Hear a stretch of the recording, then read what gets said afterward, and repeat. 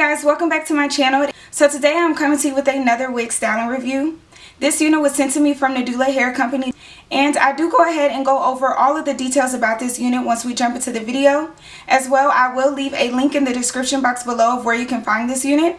But before we do that, please go ahead and subscribe to my channel if you're not already subscribed, and don't forget to like, share, and comment.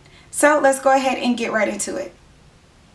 Okay guys, so the unit was sent to me from Nadula Hair Company, and when they sent over the unit, it came in this box. Inside of the box was a pair of lashes and a wig cap, and then on the back of the box is some hair care instructions on how to take care of the wig.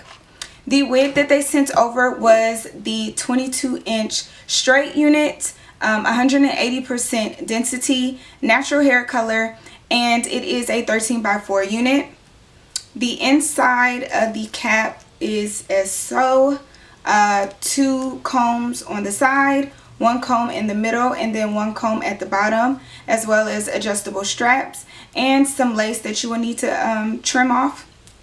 The unit has minimal shedding. It is a very lightweight unit, so it's not too much hair, not too little hair. It's really perfect for the summer if you don't want all of that hair on your back.